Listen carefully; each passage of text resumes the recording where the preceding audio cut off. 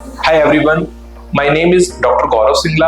आज हम बात करेंगे किडनी की बीमारियों के बारे में। अगर हम बात करें किडनी की बीमारियों की, तो किडनी की बीमारियां दो तरह की होती हैं। एक होती है एक्यूट किडनी इंजरी AKI और दूसरी होती है क्रॉनिक किडनी डिजीज CKD। अगर हम बात करें एक्यूट किडनी इंजरी की, एक्यूट किडनी इंजरी मतलब किन्हीं कारणों के कारण हमारी किडनी का फंक्शन जो टेम्परेरी टाइम के लिए बंद हो गया है या कम हो गया है। एक्यूट किडनी इंजरी के मेनली कारण होते हैं प्री रीनल, रीनल और पोस्ट रीनल। अगर बात करें प्री रीनल की, तो हमारी बॉडी में पानी की कमी होने के कारण हमारे को डायरिया, लूज मोशंस और वॉमिटिंग, ये सब कारणों के कारण अगर हमारी बॉडी में पानी की कमी हो गई है तो पेशेंट की किडनी कुछ टाइम के लिए टेम्परेरी काम करना बंद कर देती है, मतलब उसकी किडनी यूरिन बनाना बंद कर देती है।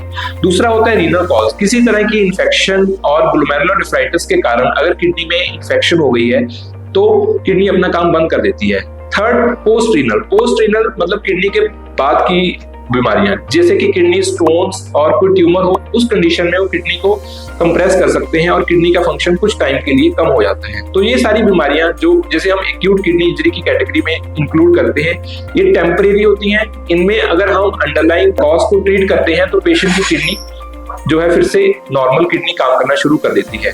इन कंडीशनों में अगर किसी पेशेंट को डायलिसिस की जरूरत पड़ती है तो वो एक टेम्परेरी मेथड होता है हमारी किडनी को रिकवर करने का टाइम देने के लिए। उस कंडीशंस में अगर हमें डायलिसिस की जरूरत पड़ती है तो वो एक टेम्परेरी होता है। दूसरी तरह की बीमारी है क्रॉनिक किडनी डिजीज, जिसे हम बोलते हैं CKD मतलब आपकी किडनी कारणों के कारण परमानेंट डैमेज हो गई है, और ये जो डैमेज है वो स्लोली प्रोग्रेसिव रहेगा। मतलब इस कंडीशन में हम किडनी को फिर से नॉर्मल नहीं कर सकते हैं।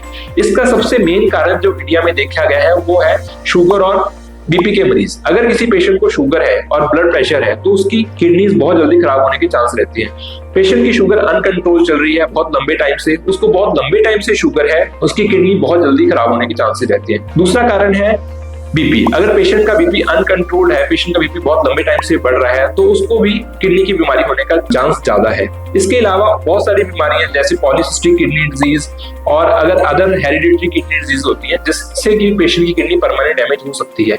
इन कंडीशंस में जो किडनी का डैमेज होता है वो परमानेंट होता है और रिवर्सिबल नहीं होता। हमारे साथ पास बहुत सारे पेशेंट्स आते हैं जो कहते हैं डॉक्टर साहब मैं रेगुलर ट्रीटमेंट कर रहा हूँ बट मेरा क्रिएटिनिन फिक्स है, मेरा क्रिएटिनिन कम नहीं हो रहा।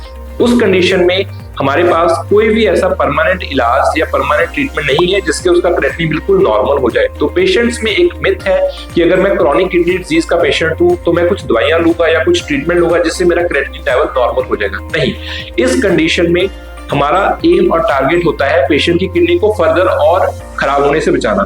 अगर पेशेंट क्रॉनिक किडनी डिजीज का पेशेंट है तो उसको ऊपर से और किडनी खराब होने के कुछ कारण मिल सकते हैं, जैसे उसको कोई इन्फेक्शन होने का, उसको यूरिन की इन्फेक्शन होने का, पेशेंट की बॉडी में डायरिया होने के कारण फिर किडनी और फर्दर खराब हो सकती है। तो इन प्रेसिपिटेटिंग कारणों को हम रोकने की कोशिश करते हैं जिसके कारण पेशेंट की किडनी और खराब ना हो। क्रॉनिक किडनी डिजीज में सबसे मेन सलाह हमारी तरफ से दी जाती है पेन किलर्स को अवॉइड करने की। पेन किलर्स एक ऐसी बीमारी है जो किडनी में बहुत जल्दी असर करती है और पेशेंट की किडनी बहुत जल्दी खराब हो जाती है, जो पेशेंट ऑलरेडी किडनी के पेशेंट्स हैं। तो इन पेशेंट्स में कुछ परहेज और कुछ डाइटरी रिस्ट्रिक्शंस करके हम अपनी किडनी को और डैमेज होने से बचा सकते हैं।